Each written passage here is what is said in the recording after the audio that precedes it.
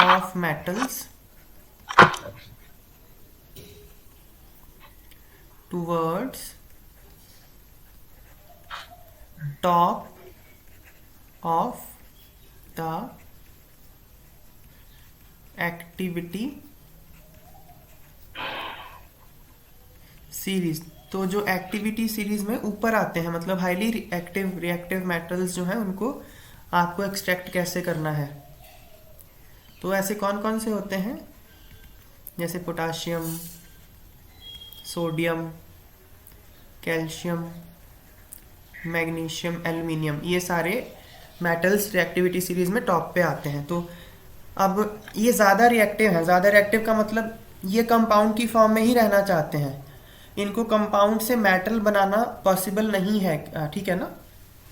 हाँ तो जी। इसलिए इनको इलेक्ट्रोलिटिकली रिड्यूस किया जाता है। These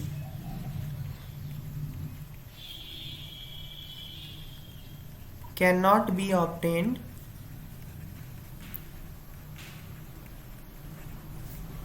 from their compounds by heating with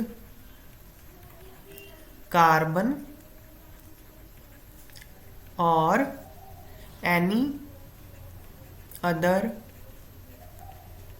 reducing agent. Carbon या किसी और रिड्यूसिंग एजेंट को यूज करके इनके कंपाउंड्स को मेटल्स में रिड्यूस नहीं किया जा सकता। तो example, oxides of sodium, magnesium, calcium, aluminium,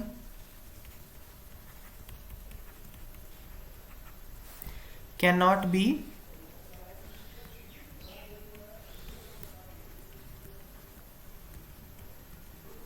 reduced by carbon, as these metals have more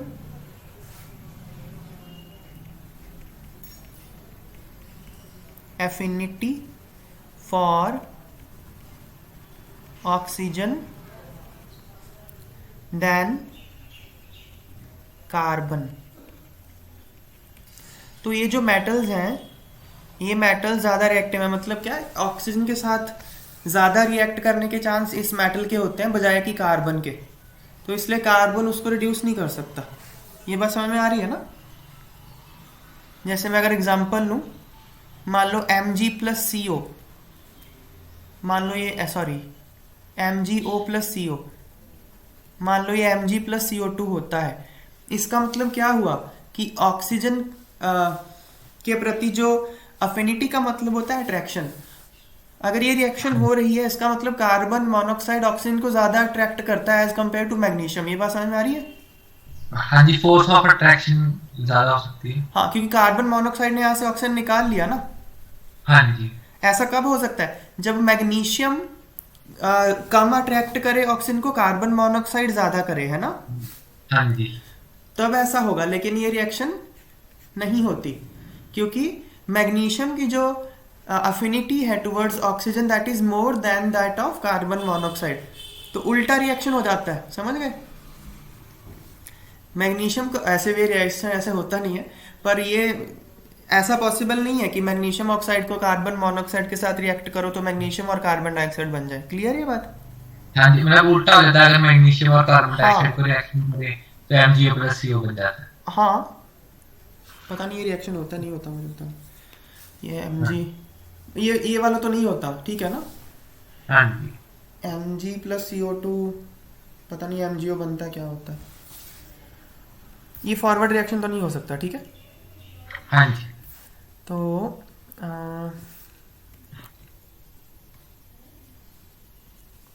इसका मतलब ये कहने का मतलब वही है कि ये ज़्यादा रिएक्टिव मेटल्स हैं। ज़्यादा रिएक्टिव मेटल का मतलब यही होता है these want to stay in compound form.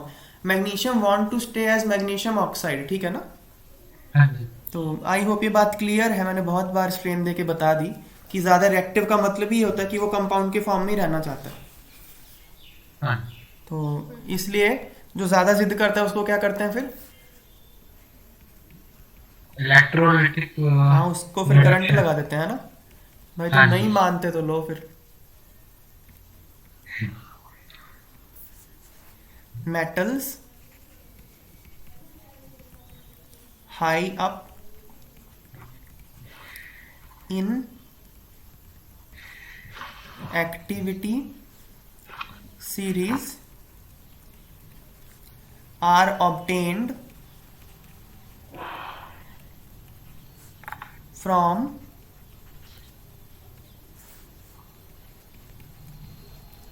electrolytic reduction। जो हाई अप होता है रिएक्टिविटी सीरीज में उनको इलेक्ट्रोलिटिक रिडक्शन किया जाता है, उसमें से उसके कंपाउंड में से इलेक्ट्रिसिटी पास की जाती है। Example sodium,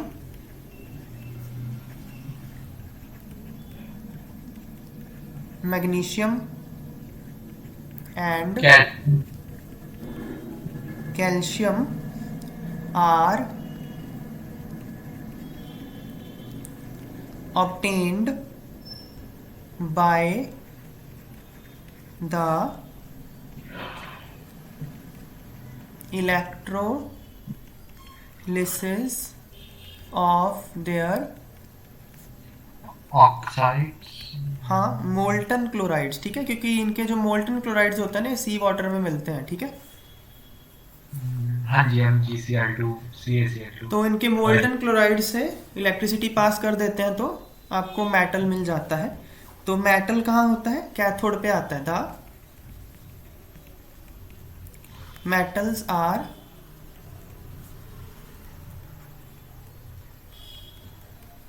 deposited at the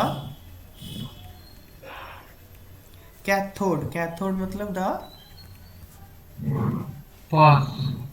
negative, negatively charged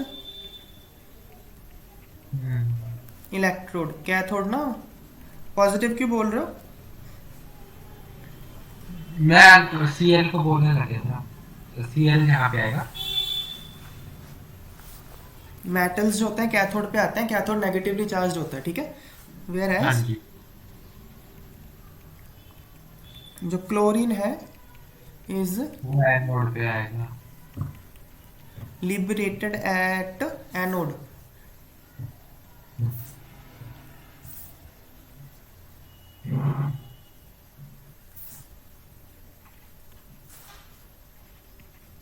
anode पे क्लोरीन आती है जो कि पॉजिटिव चार्ज इलेक्ट्रोड होता है, ठीक है। था